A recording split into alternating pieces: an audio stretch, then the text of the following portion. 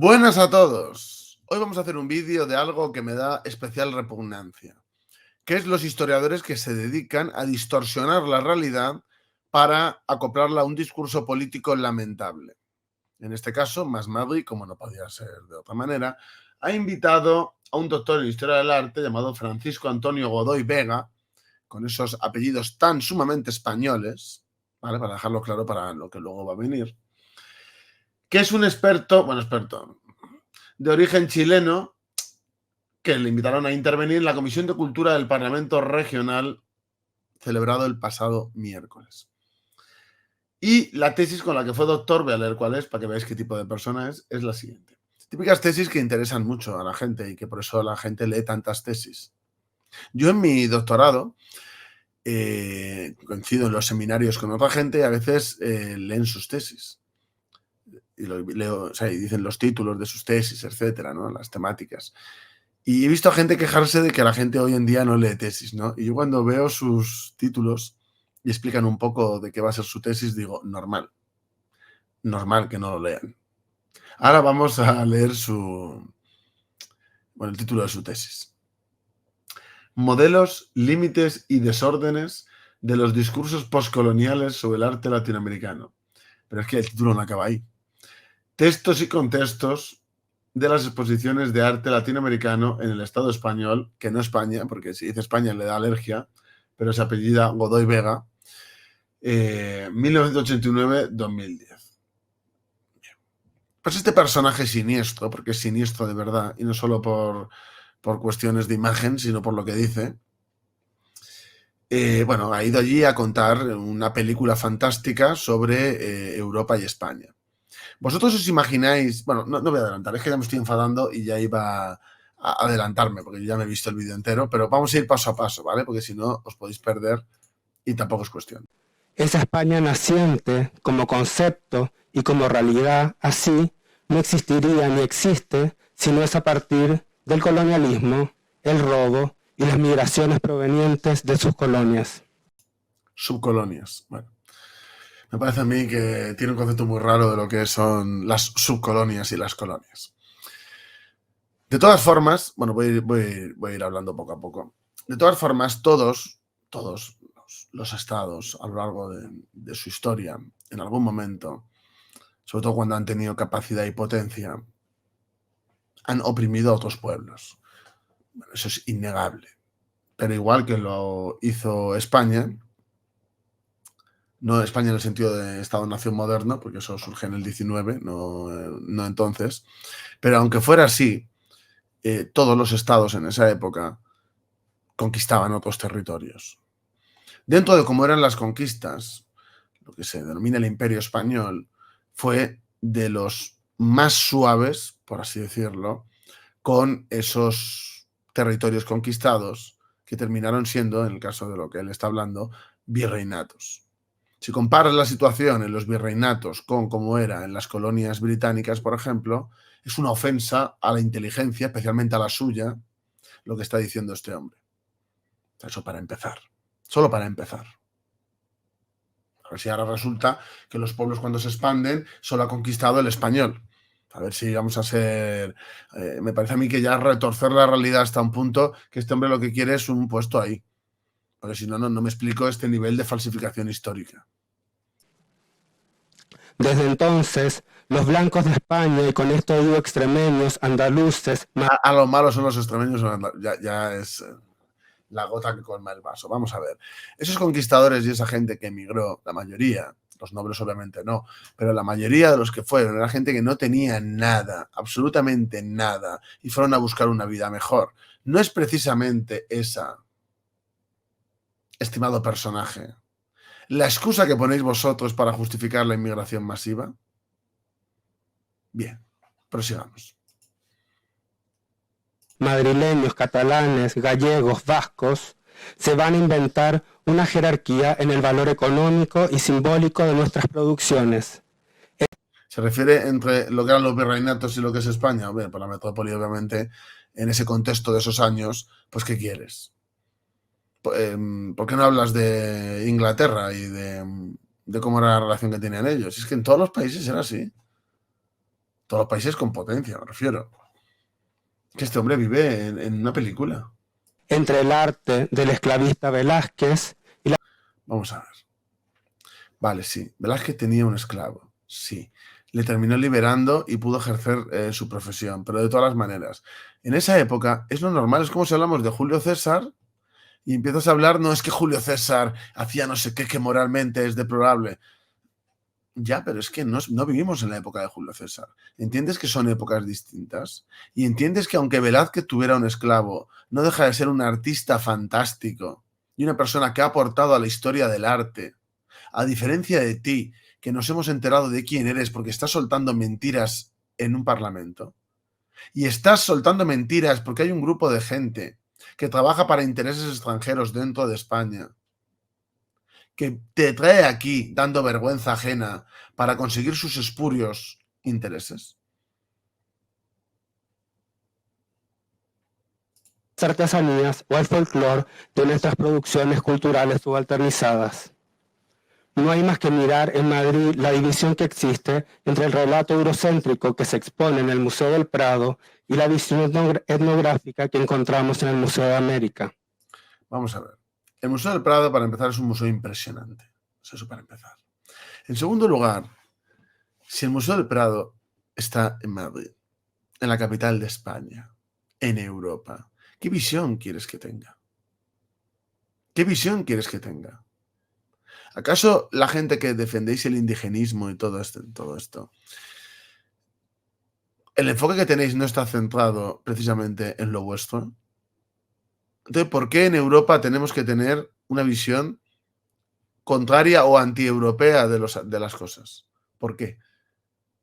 ¿Qué sentido tiene? La historia en China, pues es también muy chinocéntrica. Pues obvio. ¿Por qué? Porque es China y están, aunque quieran tener un conocimiento general de las cosas, como podamos tenerlo nosotros aquí, se centran especialmente en lo que les afecta a ellos. Si os habéis dado cuenta, está todo el rato leyendo. ¿Por qué? Porque no le fluye. ¿Por qué? Primero, porque no sabe hablar y no tendrá capacidades. Y segundo, porque ni él se cree lo que está diciendo. Porque es barbaridad tras barbaridad. Estamos en una ciudad migrante friendly. Es que no queremos ser una ciudad migrante friendly. Quiero que la gente que piensa como tú se replantee irse de vacaciones a Inglaterra y quedarse allí y dejarnos en paz. Ese es mi deseo. No somos migrante friendly, ni queremos serlo. Ya bastante hemos transigido. Donde caben todos los acentos. Claro que no. Caben, pero no en un sentido de desplazamiento. Claro que no. Pero es que si fuera al revés estarías hablando de colonialismo.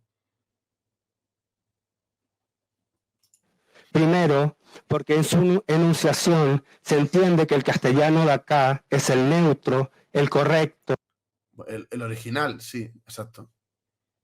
Pero es que no es más correcto o menos correcto, no sé. ¿Crees que alguien en España piensa que Gabriel García Márquez no sabe escribir? ¿O no sabe hablar? Por poner un ejemplo. ¿Crees que alguien aquí en España piensa que Vargas Llosa no sabe hablar o no sabe escribir? No. Y son autores que son, bueno, a lo mejor él dice que, bueno, blancos son, pero mestizados, es decir, por lo menos Gabriel García Márquez. Y aquí se leen y se estudian en el colegio.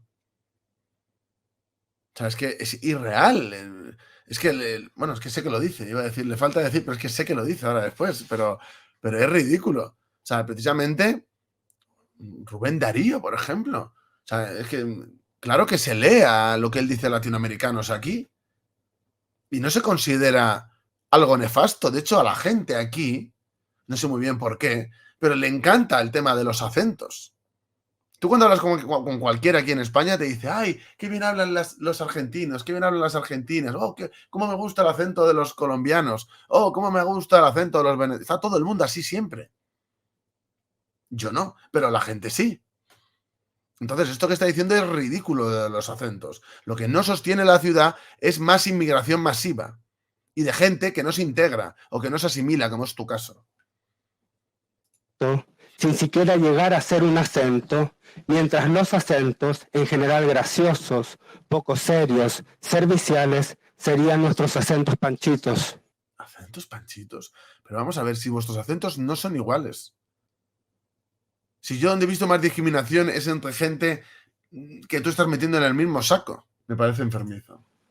En ese sentido, la política española tiene que comenzar a darse cuenta que España no es blanca. Bueno, la política española no se centra en que sea blanca o no blanca, eso es lo primero. Es que no se centran en eso. Nadie habla de razas aquí, salvo algún tío raro. Nadie. La gente habla de cultura, de lo étnico. Madrid no es blanco. Mira, si yo voy a un país africano, hispanoamericano, ¿no? Por ejemplo, Perú o algo así, y me pongo a negar la realidad de allí y empiezo a defender la sustitución étnica. Imagínate que en Sudáfrica empezamos a ir más blancos allí y empezamos a fortalecer la comunidad de blancos y empezamos a hacer este tipo de igual que el mismo tipo de planteamientos. ¿Qué diría la gente de Sudáfrica? O si nos vamos a Senegal, por ejemplo. Y empieza a haber una comunidad cada vez mayor de blancos allí y además diciendo estas cosas. ¿Qué pensarían los senegaleses? Que les estamos invadiendo. Que queremos sustituirles étnicamente. Colonialismo. Y confrontarían. ¿Por qué nosotros tenemos que dar voz a este tipo de personajes en nuestro Parlamento? Efectivamente, en España hay un volumen de inmigración brutal. Bueno, es que ahora lo va a decir, voy a contestarle. Y que estamos aquí desde 1493. Absurdo, absurdo, absurdo, de verdad. O sea, en 1493, ¿cuántos había? ¿Cuántos había en 1500, en 1600? ¿Cuántos había en 1980? Es patético esto, es patético, es no saber de estadísticas, es no saber nada de datos. La inmigración masiva comienza en 1997, así que déjate de películas fantásticas. Es para quedarnos. Bueno, ya veremos. Ya veremos, ya veremos. Si eso es así o no, ya veremos. Depende de qué tipo de gente. La población de nacionalidad extranjera alcanzó en 2021 los 6,34 millones de personas, el 13,1% de la población total de España. Mentira, es mucho más. Esos son los que no tienen la nacionalidad. La población extranjera de la Comunidad de Madrid alcanzó el total de 1.037.671 personas empadronadas. Fijaos que solo lee todo y pone como cara de enfadado y hemos venido para quedarnos. Y es como, ¿qué vas a hacer tú, campeón? Como no cambien los vientos en Europa, ¿tú qué vas a hacer? Si tú eres un hombre deconstruido, te vas a ir corriendo a Chile. ¿Qué dices? O sea, van como si fuera él a hacer aquí la resistencia. Por favor, no seas ridículo. Este tío es una vergüenza para la gente de origen migrante.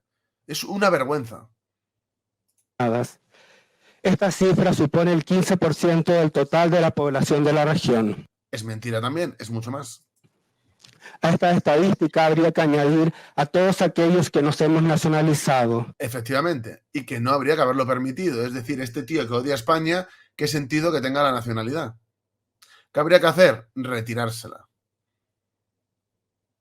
A les hijas de migrantes, a les adoptades, a les... Bueno, ¿ves? Ya se van a hablar ya. Es que este tío no es representativo de los inmigrantes. La mayoría de la comunidad, sobre todo la latina que viene aquí, bueno, la hispana, es que digo latina para que se me entienda, pero la hispana, son profundamente conservadores porque odian, primero por la cultura cristiana que tienen, y segundo, porque odian profundamente las experiencias socialistas que ha habido en toda Hispania, bueno, en gran parte de Hispanoamérica.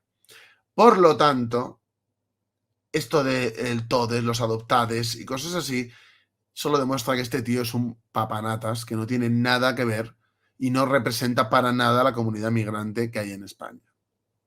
Gente que quiere venir a trabajar, a integrarse, a asimilarse dentro de la capacidad del país. Mira, excelente esa gente que aporta al país y que está aquí aportando al país. Gente que odia a España, que, bueno, este trabaja supongo, de investigador, pero mira lo que investiga. Eso es lo mismo, o sea, eso y no trabajar es lo mismo. Ese tipo de gente, fuera, fuera. ¿Cómo puede tener este tío la nacionalidad si este tío odia a España? que se marche, y ya está, no hay ningún problema. Lo que pasa es que a personajes así, lo mismo, en cuanto pierda Boric en Chile, tampoco le quieren allí, claro, es normal, lo entendería. Es en situación administrativa irregular, es decir, la estadística de las personas migradas y racializadas de España se multiplicaría a un mínimo, creo, de un 35% de la... Todo muy científico. Esto que dice, bueno, se inventa los datos, un 35% porque lo dice él. Mira, nacidos fuera de aquí hay un 17, creo que es 61 o 65%, ¿vale? Ese es el número real. Luego, los que nacen aquí se les da la nacionalidad al año, pero, claro, han nacido aquí, entonces no computa ahí en ese porcentaje. Entonces, ese porcentaje obviamente es más elevado. Pero si veis los nacimientos que ha habido de mazo extranjero, de pardo extranjero en estos últimos años, y si veis el volumen de nacionalidades que hay con respecto a la población general, porque a esa gente se la da nacionalidad al año.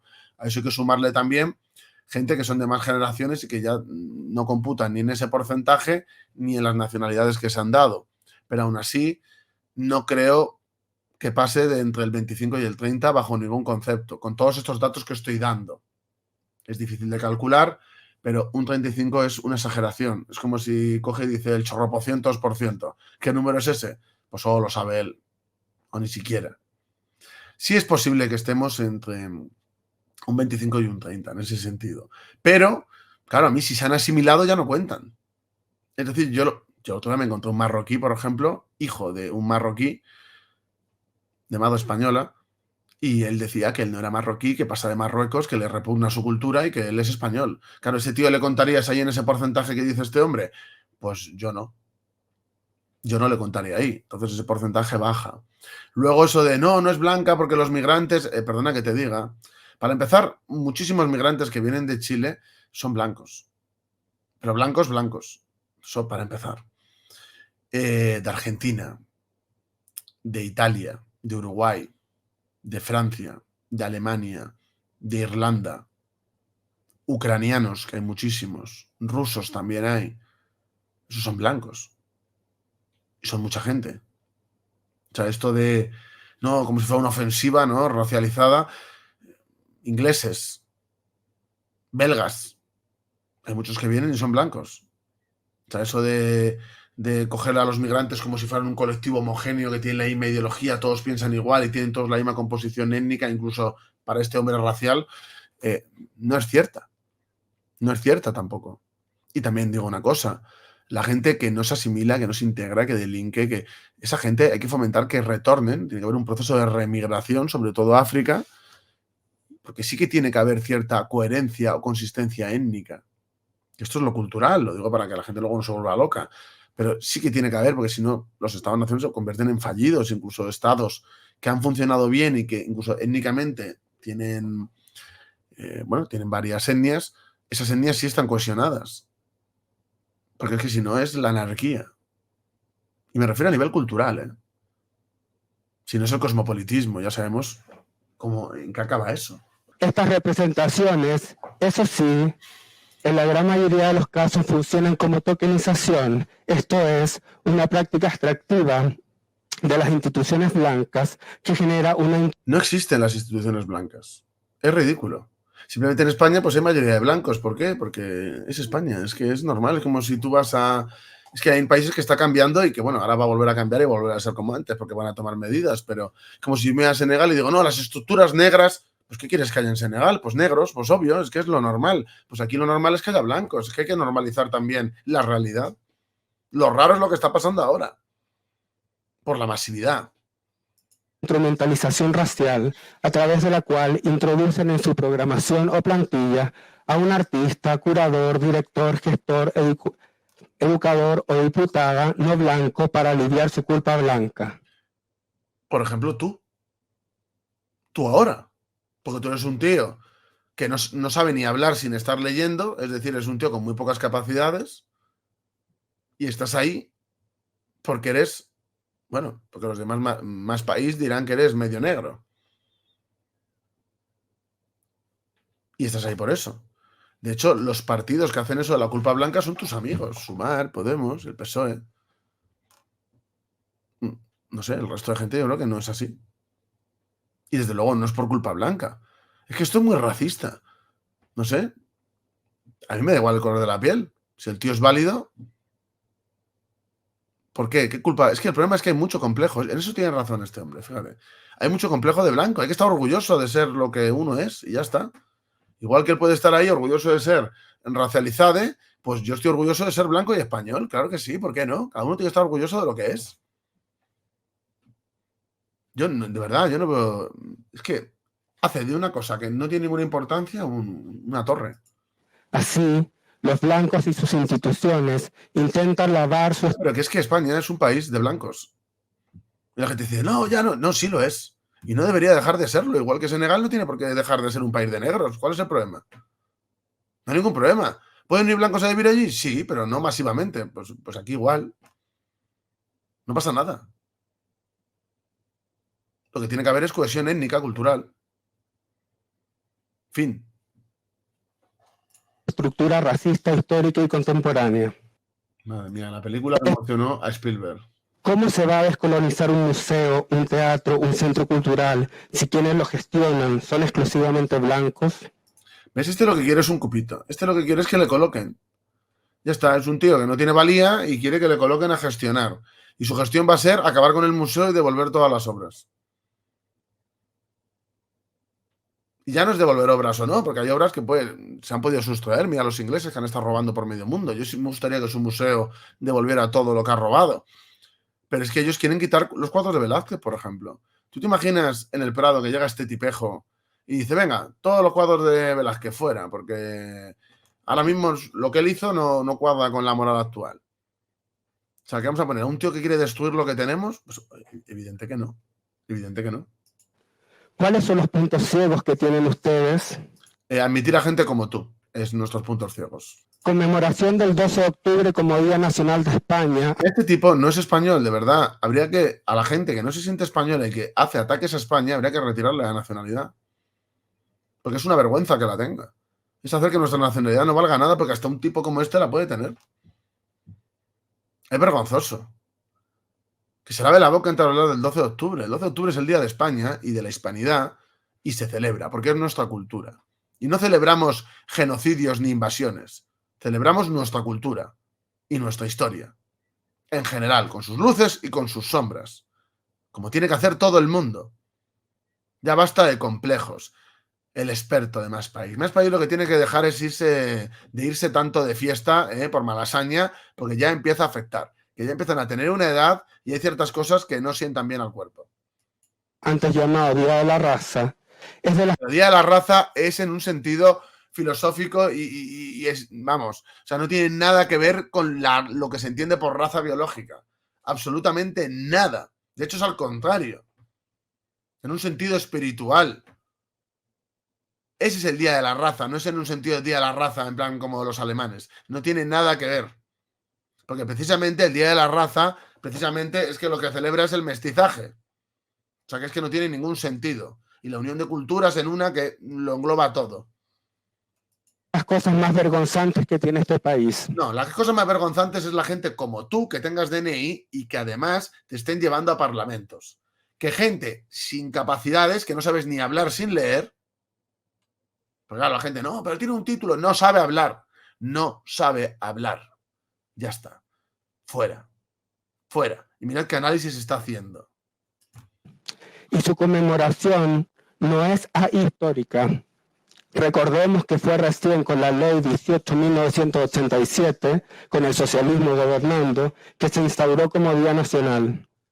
Día Nacional lleva siendo, aunque no lo fuera de forma oficial, desde hace muchísimo tiempo. Pero muchísimas décadas. Entonces, parece mentira que este tío sea historiador. Este rito anual, donde tal como en tiempos de Carlos V se une monarquía, poder político y militar, reivindica una larga memoria de violencia colonial y dolor de nuestros pueblos. No, no reivindica eso. Si tú ves las reivindicaciones del 12 de octubre, no es lo que reivindica. Te lo estás inventando. Quien te haya escrito el discurso, porque ya incluso dudo que lo hayas hecho tú, lo mismo te lo ha hecho ChatGPT, puede ser, porque yo veo esa mediocridad ahí latente. Yo de verdad que estos personajes me dan mucha repugnancia. Sé que también ha dicho lo del oro.